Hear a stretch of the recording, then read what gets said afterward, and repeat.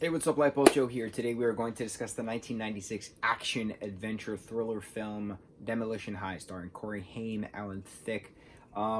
This is the 7th film in our Brotherhood of Justice random DVD for $1 from the Dollar Tree.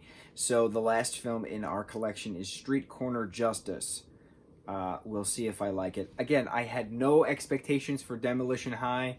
I loved it. It was awesome. So Corey Haim is this new transfer student from the Bronx. His name's Lenny. And he and his father, Lenny's mom passed away. His father is a chief of police. So they are moving now to this, town called Mayfield. It's very quiet. Its main power source is a nuclear reactor. Things like that. No news happens, right? So then, while, the basic high school drama and stuff is going on, there's terrorists being chased by cops, and they're going to the high school to attach this this nuclear missile onto the roof to launch it into the nuclear reactor of the power plant to then cause a massive explosion and then somehow in the process raid the treasury where they're burning currency that's not in circulation anymore. Something like that. That's the plot.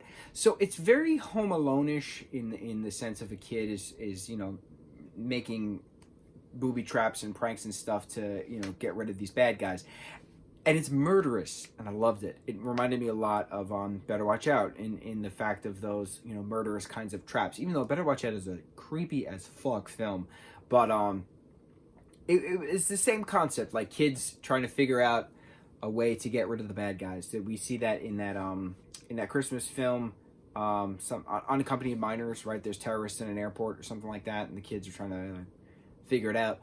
Things like that. So Corey's going on a killing spree with he puts pens in a fire hydrant at one point to shoot at a woman. Awesome. He sets all the gas burners in the chem lab to then explode on a guy. Awesome. All these different booby traps. So cool.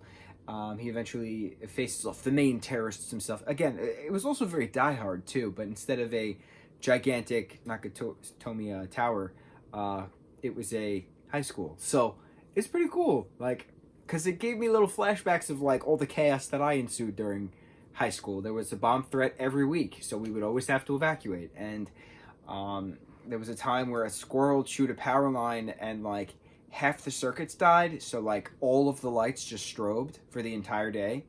It was crazy. It was absolute chaos.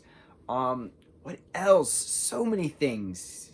Kids bringing guns to school, kids bringing various drugs to school, and then having drug raids from cops and police dogs every other week. It was not a safe environment. Let's put it that way. It was not a safe school district. Maybe it changed. Who knows? But that's the thing. All the chaos in this film brought me back to those wonderful, cheery high school memories. Man, there was one time this kid, speaking of violent high school memories, I don't know what happened. I don't know how it happened, but our doors were 1,000-year-old doors, right? As all high schools are. And it was a solid oak or pine or whatever door, but there was a tiny window in it to be able to see through. And the kid, I don't know how he did it, but it was the end of 9th period. We were about to leave for school, everyone. And somehow this kid was opening the door, but then got in a fight with his friend and tried to punch his friend, but wound up punching the glass of the door instead of his friend. And the glass wound up slicing his wrist open. And there was blood everywhere. Everywhere in the hallway, everywhere in the classroom, everywhere in the hallway. This was not my classroom. So all we hear on the announcements is an emergency announcement 2 minutes before the bell rings, and it was saying we all have to stay in our seats. Everything is fine, but just stay in our seats until we can get the all clear, and then you can go to the bus stop. And then everyone's texting each other, and that's how we find out what happened, and we're like, holy shit. So then the next day, we all go to see what math classroom this was happening, because it was in the math hallway, and there's still blood stains on the door and blood stains on the floor, and the window was covered in cardboard. It was so creepy, but what are the chances you go to punch a kid and you punch a window and that glass shatters and slices your wrist open to the bone? It was blood everywhere.